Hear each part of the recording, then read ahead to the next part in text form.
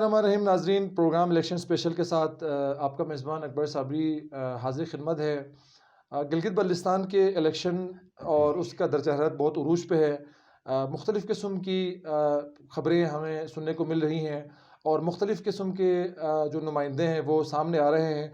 और एक जो सबसे बड़ी बात जो हमें इस दफ़ा गिलगित बल्तिस्तान के इलेक्शंस के हवाले से नज़र आ रही है वो नौजवान क़यादत की है। नौजवान शख्सियत जो है इस दफ़ा गिलगित बल्तिस्तान के मुख्तलिफ़ हलकों के अंदर हमें नज़र आ रही है और मुख्तलिफ़ मैनिफेस्टोज़ के साथ गिलगित बल्तिस्तान की जो यूथ है उसको अट्रैक्ट कर रही है। तो आज हम जिस शख्सियत को हमने अपने इस प्रोग्राम के लिए मदऊ किया है और जिस हलके को हमने इंतखाब किया है वो स्कर्दू का हलका नंबर 1 है। और जिस शख्सियत को हमने मदऊ किया है वो गिलगित बल्तिस्तान की यूथ बड़ी इनको पसंद करती है। इस वक्त गिलगित बल्तिस्तान के यूथ के अंदर इनकी बड़ी अच्छी मकबूलियत है। हमारे दरमियान तशरीफ़ फरमाएं मोहतरम जनाब एडवोकेट सफ़ी साहब। अस्सलाम वालेकुम। वालेकुम सलाम। सफ़ी साहब, बहुत शुक्रिया आपने टाइम शुक्रिया। दिया। जैसा कि आप जानते हैं कि कुछ दिन पहले इलेक्शन का आपके अदलिया ने भी जो है इस हवाले से हुक्म दिया है कि 3 महीनों के अंदर अंदर इलेक्शन कंडक्ट करवाना है। तो टाइम बहुत कम रह गया, जिस तरह आप देख रहे हैं 2 से 3 महीने का टाइम रह गया है। तो हल्का नंबर 1 बहुत ज़्यादा इम्पोर्टेंट हल्का है इस वजह से भी कि क्योंकि यहाँ आबादी भी बहुत ज़्यादा है और इस हल्के के अंदर मुख्तलिफ हलकों के लोग यहाँ पे मौजूद हैं। तो इस मुश्किल तरीन हल्के के अंदर आप क्या नई चीज़ लेकर आएंगे जिसकी वजह से आप इस हल्के के अंदर आप विन करेंगे? बिस्मिल्लाहिर्रहमानिर्रहीम। सबसे पहले अकबर साबरी साहब, आपका और आपके चैनल का और आपकी टीम का मैं मशकूर हूँ कि आपने हमें दोबारा अपनी आवाम से, अपनी पब्लिक से, अपने वोटर से, सपोर्टर से और उन लोगों से जिनको हमारे बारे में शायद कुछ कन्फ्यूजन्स हैं, तो उनको क्लियर करने के लिए आज आपने ये इंटरव्यू रखा। सही।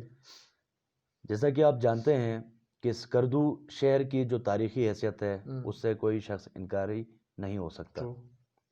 स्कर्दू शायद पाकिस्तान का जिस तरह कराची है, कराची जैसी जो हैसियत है वो बल्तिस्तान के लिए शायद स्कर्दू की हैसियत वैसी ही है। स्कर्दू के अंदर पूरा बल्तिस्तान की जो अवाम है वो यहाँ पर अपना रोज़गार तलाश करने के लिए, अपने बच्चों के मुस्तकबिल के लिए, अपने आबा व अजदाद की कब्रें छोड़कर, अपनी ज़मीनें बेचकर, घर बार बेचकर यहाँ पर आकर सेटल होते हैं और एक ख्वाब लेकर। तो हम चाहते हैं कि बहैसियत अदना सा सियासी कारकुन हम इंशाअल्लाह उन तमाम ऐसे मेहनत कशों के बच्चों का मुस्तकबिल इंशाअल्लाह ताला अज़ीज़ उसको रोशन करें और अपनी खिदमत सर अंजाम दें। आप इस हल्के के अंदर इलेक्शन लड़ना चाह रहे हैं, आप समझते हैं अगर आपको ये आवाम आपको इंतखाब करती है तो आपका मैनिफेस्टो क्या है, आपकी तरजीहात क्या है इस हल्के के हवाले से? देखें, हल्के के हवाले से मैंने आपको बताया जैसे कि स्कर्दू पूरे बल्तिस्तान का दिल है। ठीक है। यहाँ पर मुख्तलिफ़ इलाकों से लोग आकर यहाँ पर बसते हैं। ठीक है। यहाँ वो अपने मुस्तकबिल की तलाश के लिए आए हैं। साथ ही साथ इस हल्के में जो पुश्तनी बाशिंदगान हैं उनके नौजवानों के अंदर जो बेरोज़गारी है, लोगों ने बहुत वादे किए कि इनको हम रोज़गार देंगे और रोज़गार का कोई वाज़ेह प्लान ये पेश नहीं कर सके और ये बुरी तरह फेल हुए हैं।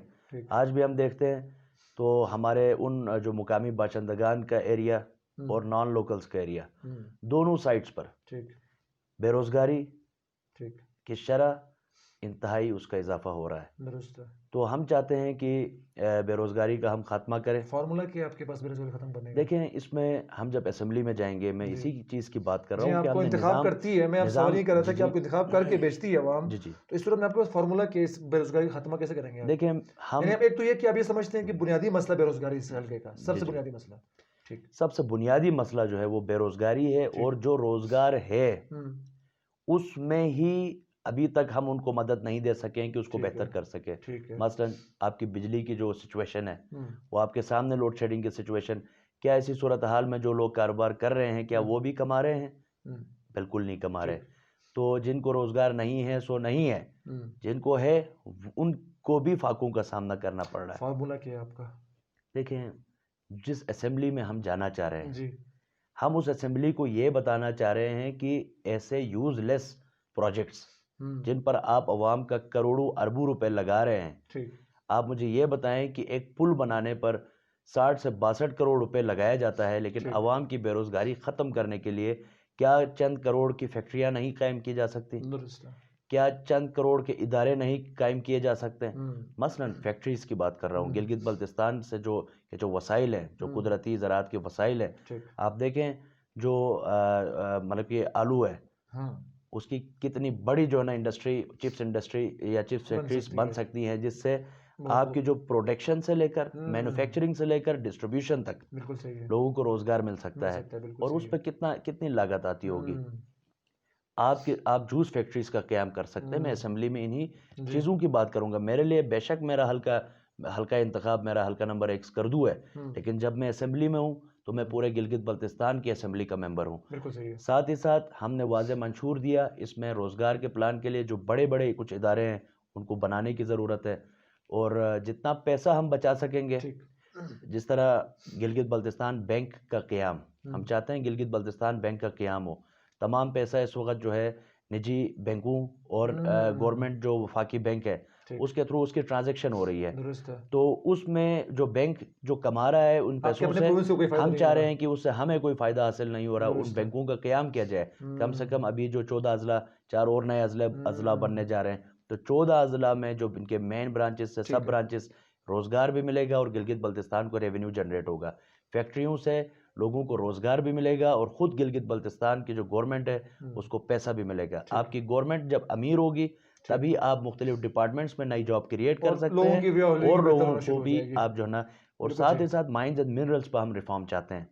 गवर्नमेंट का पैसा मजबूत करने के लिए माइंस एंड मिनरल्स पर मजबूत हम कानून साजी चाहते हैं। ठीक। हम अपने दरियाओं पर मजबूत रॉयल्टी के कानून साजी और करारदादें और जो जद्दोजहद है वो चाहते हैं। टूरिज्म इंडस्ट्री को हम प्रमोट करने के लिए वाज़े फार्मूला। अब मैं आपके इलेक्टोरल सियासत के, इंतखाबी सियासत के हवाले से आपसे चंद सवाल करना चाहूँगा। आपके हवाले से बड़ा लोगों का एक ब्लेम लगाया जाता है कि आप हल्का नंबर 1 के अंदर अपनी वोट बैंक बनाने के लिए आप लोकल नॉन लोकल का एक कार्ड खेलने की कोशिश कर रहे हैं। तो ये जो कुछ लोगों की इस हवाले से आपके बारे में राय है, तो इस हवाले से आप क्या कहना चाहेंगे? देखें, मुखालिफिन तो आपको किसी भी सूरत नहीं बख्शेंगे जी। और डेफिनेटली ये सरासर इल्ज़ाम ही है। हम्म शायद उन लोगों को नहीं पता होगा कि मैं राजा मोहम्मद अली शाह का नवासा हूँ, हम्म मैं हातम अली ख़ान का नवासा हूँ। हम्म और यहाँ जो मेरा ननियाल है वो मकपुन फैमिली है। हम्म क्या मेरे से बड़े ये लोग अलग है? हम्म कोई मुझे ये कह सकता है कि मैं लोकल भाइयों से तासुब कर रहा हूँ? मेरी पैदाइश स्कर्दू में, मैं ख़ुद इलेक्शन लड़ रहा हूँ तो किस हल्के की खिदमत के लिए? स्कर्दू हल्के की खिदमत के लिए। जी। और मेरी नज़र में लोकल नॉन लोकल नाम की कोई चीज़ तफर्रुक़बाज़ी के लिए नहीं।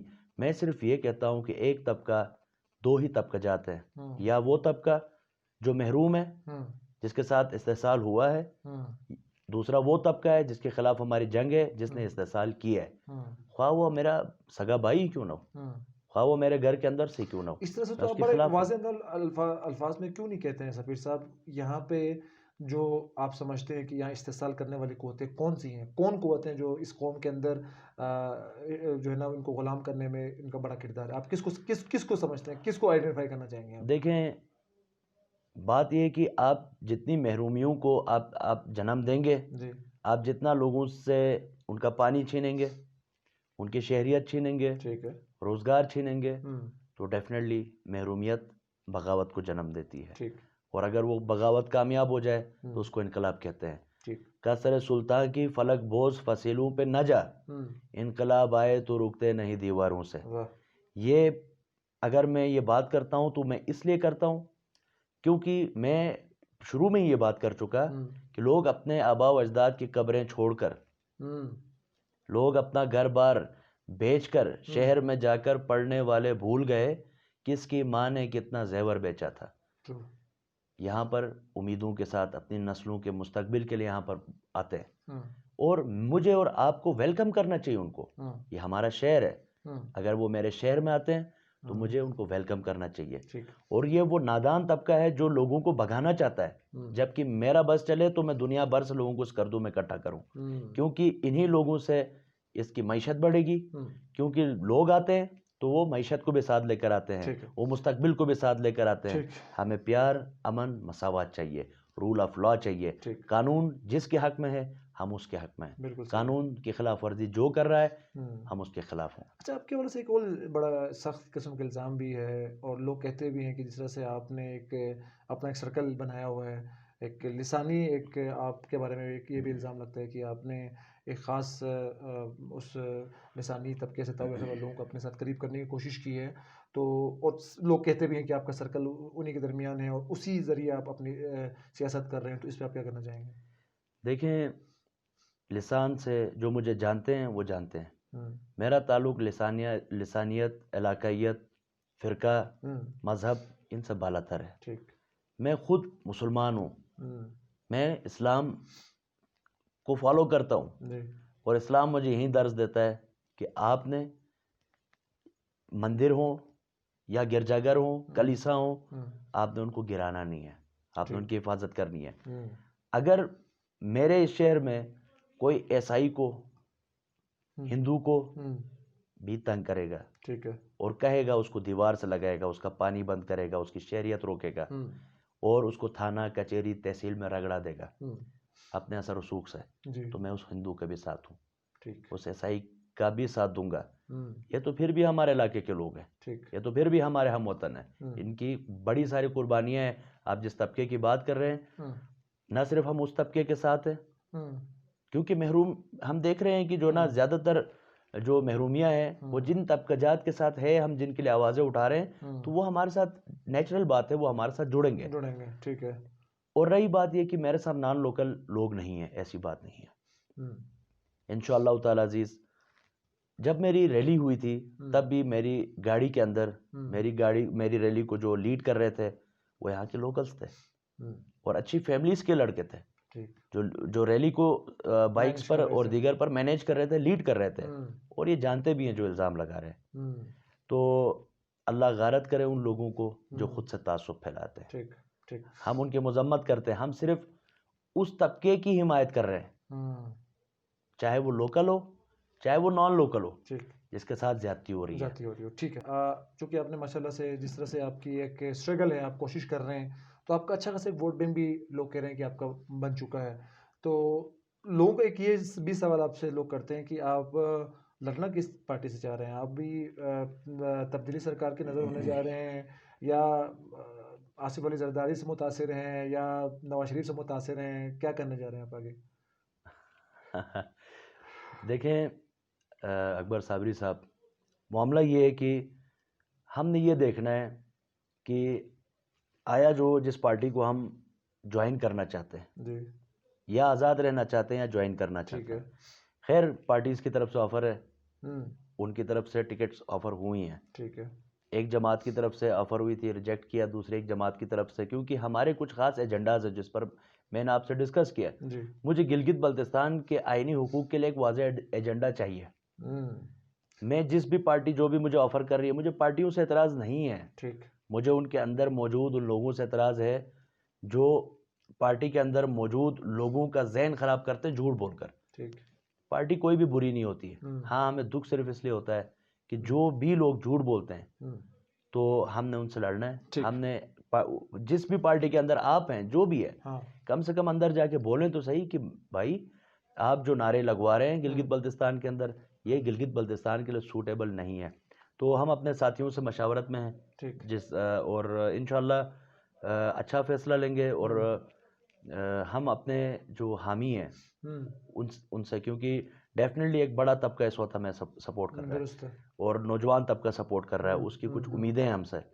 तो वो चाहता है कि हम उनके हुकूक के हल के लिए असेंबली में पहुँचें। बिल्कुल सही है। वो चाहता है कि शहर के अंदर मसावत कायम हो। तो और वो ये भी चाहता है, जो नौजवान पढ़ा लिखा तबका है, कि जो पढ़ा लिखा तबका उसका क्या मुस्तकबिल होगा। आया वो इसको असेंबली में पहुंचना, यानी हमें जो ना लड़ना भी ज़रूरी है, असेंबली में पहुंचना हमारी पब्लिक ये चाहती है कि आप अपने हाथों से मामला हल करें। हम उनसे मशावरत में और इंशाअल्लाह बेहतर फैसला लेंगे। और अभी कुछ फाइनल नहीं है, तो बहुत जल्द फैसला अनाउंस कर देंगे। आपके मामू हरारी ज़करिया साहब तहरीक इंसाफ में मौजूद हैं और पाकिस्तान तहरीक इंसाफ के टिकट के उम्मीदवार हैं। इस तरह से तो आपके ख़ानदान के लोग भी आपके साथ नहीं हैं, आप क्या कहना चाहेंगे इस पर? देखें अकबर साबरी साहब, सियासत में मामलात ऊंच नीच आती रहती है। वो मेरे सर के ताज भी हैं, ठीक है। मेरे सगे मामू हैं और उनका एहतराम मुझ पर वाजिब भी है। ठीक है। लेकिन सियासी हवाले से जो मामलात हैं हम्म। वो डेफिनेटली बहुत मुख्तलिफ है। ठीक। वो बहैसियत मामू इलेक्शन में नहीं आ रहे, ठीक। ना मैं बहैसियत भांजा उनको वोट कर रहा हूँ। ठीक। आप समझते हैं कि मैं आपकी फैमिली आपको वोट देगी, जी बिल्कुल देगी। यानी राय जगह सबको वोट नहीं नहीं देगी? नहीं, जो उनको भी देगी, दोनों को देंगे। देखें मामलात जब फैमिली में होते हैं जी। तो जो है ना मामलात जो है ना आपके ओपन नहीं हो सकते। ठीक। मामलात आपके अंडरग्राउंड ही होते हैं। हम्म। मामलात आपको क्योंकि दोनों तरफ खुलकर किसी की भी हिमायत नहीं की जा सकती। अगर फैमिली से दो क्या बंदे इलेक्शन ऐसा लड़ते मुमकिन हैं, है कि आप दोनों मिलके भी इलेक्शन लड़ें? ये मुमकिन है, आप दोनों में से कोई एक खड़े हो जाए? देखें इस तरह की बहुत सारी चीज़ें और भी होती हैं आपके हवाले से। देखें अभी ये है कि हमने किसी भी सूरत इलेक्शन लड़ना है ठीक। और इंशाल्लाह ताला अजीज यानी आपने किसी के हक में विड्रा नहीं हो, चाहे आपके मामू सवाल क्यों पैदा ना नहीं हो। होता, अच्छा, विड्रावल का सवाल पैदा नहीं होता। बिल्कुल सही है। हाँ, इत्तेहाद में अगर वो हमारे साथ चलते आपके हैं साथ चलते हैं तो फिर अच्छी बात है, डेफिनेटली आपके लिए वो हम होगा। जो ना लेकिन आप किसी के हक में किसी सूरत बैठने को तैयार नहीं। सवाल पैदा नहीं बिल्कुल सही। होता। आपसे सवाल ये करना चाहूँगा जीबी सियासत के हवाले से, आखिरी सवाल के तौर पर, कि गिलगित बल्तिस्तान के राइट्स का एक बड़ा मसला, 72 साल एक तारीख है गिलगित बल्तिस्तान के, जो महरूमों की एक बड़ी तारीख है। गिलगित बल्तिस्तान के हुकूक के हवाले से आपकी क्या राय है कि इस हुकूक के जो महरूमियाँ उसका अजाला कैसे मुमकिन है? देखें हम ये बारहा कहते रहे हैं और हम कहते रहेंगे, ठीक। क्योंकि हम इसको सच समझते हैं हम्म। कि गिलगित बल्तिस्तान को आपको या मकबूजा कश्मीर तर्ज का सेटअप देना होगा ठीक। या आज़ाद कश्मीर तर्ज का सेटअप देना होगा। ठीक है। अब हम देखते हैं कि 72 सालों से यानी प्रोविंस नहीं बन सकता, जो यहाँ के नारे लगता है आपके असेंबली के अंदर करार भी पास हुई हैं नहीं प्रोविंस की, तो नहीं बन सकता सूबा नहीं, में ऐसा ख्याल में। ऐसा जो ना अगर कोई जंगी सूरत हाल में कोई फतह हो जाए, कश्मीर ही फतह हो जाए, तो फिर उसके बाद कोई मामला हो सकते हैं। अदरवाइज तो आपका इंटरनेशनल आप इशू इन है। दोनों सेटअप में से जो भी दें, आप समझते हैं कि गिलगित बल्तिस्तान के हुकूक का जैसे अजाला भी हो सकता है दें, इससे? बेशक आप सूबा इसको कहें, जैसे भी कहें, लेकिन मकबूजा कश्मीर तर्ज का सेटअप हो सकता है। नहीं, मकबूजा लेकिन कश्मीर के तर्ज के सेटअप जिसमें में, स्टेट सब्जेक्ट आजाद रूल बहाल कश्मीर के है। तर्ज के सेटअप में और प्रोविंस में बहुत आसमान जमीन का फर्क है। जी जी, स्टेट तो किसी सब्जेक्ट रूल एक बहाल आपकी है, कोई एक डिमांड लेकिन नहीं है? हमारी जो डिमांड है, हाँ। हम कहते हैं कि जो लोग सूबा सूबा करते हैं हाँ। तो वो जाके मकबूजा कश्मीर तर्ज का सेटअप ला सकते हैं तो लाएं। अगर नहीं ला सके 72 सालों से तो हमारी भी बात मान लें। आज़ाद कश्मीर, पाकिस्तान आज़ाद कश्मीर को अगर वो सेटअप दे सकता है तो आप भी मसला कश्मीर का एक जुज है, आप एक इकाई है, यूनिट है। वो जो हक है जो कश्मीर आज़ाद कश्मीर को दिया गया है वो आपको भी दिया जा सकता है। आपको नजर रीजन क्या समझते हैं कि क्या वजूहत है 70 साल को राइट्स क्यों नहीं दिए जा रहे हैं? देखिए हम लोगों ने ही कभी समझा ही नहीं कि हमारे राइट्स क्या हैं। रीजन आप हैं? रीजन हम खुद हैं। अच्छा। जिस दिन हम डिमांड रियासत करते तो हैं, कोई इसका अब दखल नहीं है इसमें? देखिए रियासत ने मतलब कि इसमें क्या लेना देना है इससे। अच्छा। जिस तरह देखें अभी, यानी अब तक की जो महरूमी है उसके अंदर रियासत का कोई रोल नहीं है? नहीं रियासत का रोल है, लेकिन मैं अच्छा। आपको ये बता रहा हूँ कि रियासत ने किस चीज़ को देखकर फैसला करना है? पब्लिक अवामी राय को, पब्लिक ओपिनियन को। आजाद कश्मीर को मैं अर्ज करता तो हूँ आपको क्यों पब्लिक नहीं दिया ओपिनियन जब को, तक? Public opinion. हाँ। अब गिलगित बल्तिस्तान की जो पब्लिक ओपिनियन है, जो जी। अक्सरियती राय रही है, वो हमेशा सूबाई नारे की रही है। ठीक। तो आप ये बताइए कि रियासत आपको उस नारे से हट के एक फैसला आपके सर पर थोप नहीं सकती। ठीक है। आज़ाद कश्मीर ने अपना एक स्टेट सिस्टम मांगा शुरू से, और उनकी जो अक्सरियती पब्लिक ओपिनियन थी उसी पर उनको बेहतर फैसला हुआ। हम आज भी कहते हैं कि मुतनाज़ा गिलगित बल्तिस्तान में स्टेट सब्जेक्ट रूल्स को बहाल किया जाए। ठीक। आप मारवी मेमन के प्लाट के लिए, आप आप तलहा महमूद के, आप बड़ी सख्त बात कर रहे हैं। आप स्टेट सब्जेक्ट रूल की बात करके अपने लिए यहाँ खतरा पैदा कर रहे हैं अपने हल्के के नहीं अंदर। मैं समझा रहा हूँ रियासत को कि इसमें खतरा क्या है। के मुखालिफ हो सकती है इस नारे के साथ, स्टेट सब्जेक्ट रूल के साथ। देखिए मैं आपको अर्ज करता हूँ कि जो बात सच है, आप नहीं समझते कि आपके लिए मुश्किल क्रिएट कर सकती है? नहीं ऐसा कुछ भी नहीं है, क्योंकि जो है ना रियासत नादान लोगों के हाथ में नहीं है, रियासत इंतहाई संजीदा लोगों के हाथ में। गिलगित बल्तिस्तान ने नजरिया इस्लाम साइड हो पर तो आप ये पाकिस्तान समझते हैं को कि पाकिस्तान यहाँ से लोग आपको वोट देंगे, पाकिस्तान को वोट देंगे? 100% वोट पाकिस्तान को को पड़ेगा। सफीर साहब, विद इन 30 सेकेंड अपने हल्के के अवाम को क्या पैगाम देना चाहेंगे? गयूर अवाम के लिए हमारी तरफ से वाज़ेह पैगाम है कि जितने लोगों ने आपसे झूठ बोला, नौकरी के बहाने, रोज़गार के बहाने, बिजली के बहाने, तरक्कियात, तालीम और इन तमाम के बहाने, आप एक बार ये सोचें कि आप किसी कैंडिडेट को वोट नहीं कर रहे, आप किसी के लिए इलेक्शन में वोट नहीं कर रहे, आप अपने लिए खुद वोट कर रहे हैं। आप अपने हस्पताल के लिए, आप उस अस्पताल में अपने इलाज के लिए वोट कर रहे हैं, आप अपने बच्चों की तालीम के लिए वोट कर रहे हैं, आप उनके रोज़गार के लिए वोट कर रहे हैं, सही। तो खुदारा वोट किसी और को नहीं देना, वोट अपने आप को देना, वोट अपनी ज़रूरियात के लिए देना और अपनी महरूमियों के ख़ात्मे के लिए देना। सही। बहुत शुक्रिया सफ़ीर साहब। बहुत नाज़रीन, जैसा कि आपने सुना एडवोकेट सफ़ीर साहब हल्का नंबर 1 से इलेक्शन लड़ना चाह रहे हैं। जिस तरह से इन्होंने अपना मैनिफेस्टो बयान किया, यकीनन गिलगित बल्तिस्तान की आवाम इन्हीं मैनिफेस्टोज़ को ज़हन में रखते हुए गिलगित बल्तिस्तान के में आने वाले मुख्तलिफ नुमाइंदों के जो नज़रियात हैं, उसकी बुनियाद पर गिलगित बल्तिस्तान अपने नुमाइंदों का इंतखाब करेंगे और यकीनन इसी तरह से ही गिलगित बल्तिस्तान में तरक्की हो सकती है और ये इलाका तरक्की कर सकता है। फ़िलवक्त हमारे प्रोग्राम का वक्त ख़त्म हो जाता है। एक और मेहमान और एक और शख्सियत के साथ प्रोग्राम इलेक्शन स्पेशल के साथ आपकी खिदमत में हाज़िर होऊँगा। इजाज़त चाहूँगा। वस्सलामु अलैकुम वरहमतुल्लाहि वबरकातुहू।